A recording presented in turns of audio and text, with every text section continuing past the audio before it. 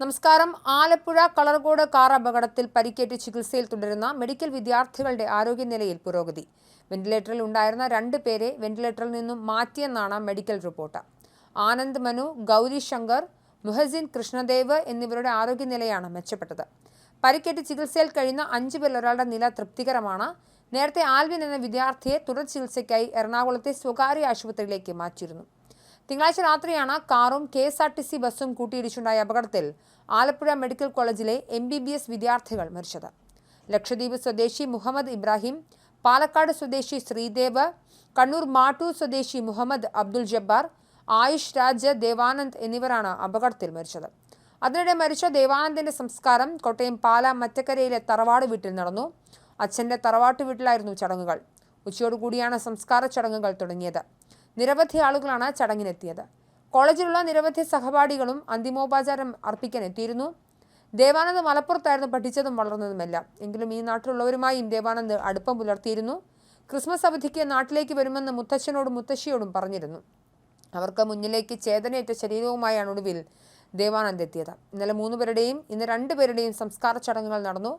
അപകടത്തിൽ മരിച്ച മറ്റൊരു വിദ്യാർത്ഥിയായ ആയുഷ് ഷാജിയുടെ സംസ്കാരം കാവാലം നെല്ലൂരിലെ കുടുംബ വീട്ടിൽ നടന്നു. മുത്തച്ഛനെയും മുത്തശ്ശിയും സംസ്കരിച്ചതിന് സമീപം തന്നെയായിരുന്നു ആയുഷിനും ചിതയൊരുക്കിയത്.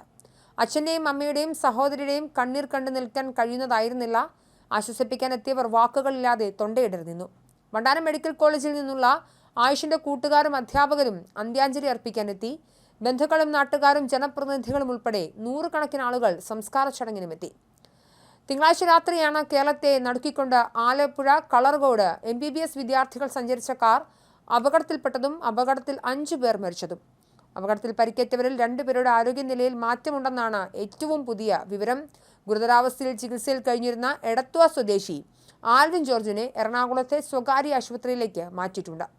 ഇന്ന് രാവിലെ മെഡിക്കൽ ബോർഡ് യോഗം ചേർന്ന ശേഷം കുടുംബത്തിന്റെ ആവശ്യം അംഗീകരിച്ചാണ് എറണാകുളത്തേക്ക് മാറ്റിയത്. കേരളത്തെ തന്നെ നടുക്കിയ അപകടമായിരുന്നു ആലപ്പുഴയിലെ 5 വിദ്യാർത്ഥികളുടെ അപകട മരണം.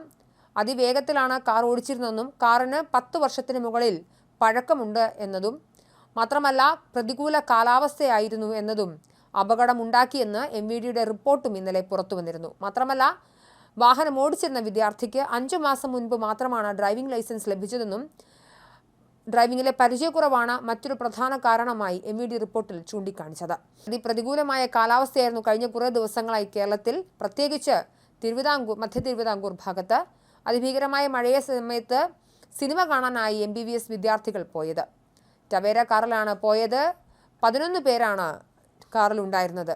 അധികമായി വിദ്യാർത്ഥികൾ ഉണ്ടായിരുന്നതും പഴയ കാറായിരുന്നതുകൊണ്ട് തന്നെ ബ്രേക്ക് സിസ്റ്റത്തിലെ പ്രശ്നങ്ങളും വിദ്യാർത്ഥികൾക്ക് റോഡിലെ പരിചയക്കുറവും വെളിച്ചമില്ലാതിരുന്ന സാഹചര്യങ്ങളും കൂടി അപകടത്തിൻ്റെ തീവ്രത വർദ്ധിപ്പിച്ചു. കേരളത്തിനെ ഞെട്ടിക്കുന്ന തരത്തിലായിരുന്നു അപകടം നടന്നത്. കേരള സർക്കാരിൻ്റെ ആരോഗ്യമന്ത്രി ഉൾപ്പെടെയുള്ള ആളുകൾ സംഭവ സ്ഥലത്തെത്തുകയും വേണ്ടുന്ന തരത്തിലുള്ള കാര്യങ്ങൾ ചെയ്യുകയും ചെയ്തു. സർക്കാരാണ് വിദ്യാർത്ഥികളുടെ ചികിത്സാ ചെലവ് ഏറ്റെടുത്ത് നടത്തിയത്. എന്തായാലും MVD ആദ്യഘട്ടത്തിൽ വണ്ടി ചെന്നിടിച്ച KSRTC ബസ് ഡ്രൈവർക്ക് എതിരെ FIR ഇട്ടിരുന്നെങ്കിലും പിന്നീട് അത് അന്വേഷണത്തിൽ മാറി. CCTV ദൃശ്യങ്ങൾ പരിശോധിച്ചപ്പോഴാണ് കുട്ടികൾ സഞ്ചരിച്ച കാർ വന്ന് KSRTCക്ക് ഇടിക്കുകയായിരുന്നു എന്ന് മനസ്സിലാക്കിയത്.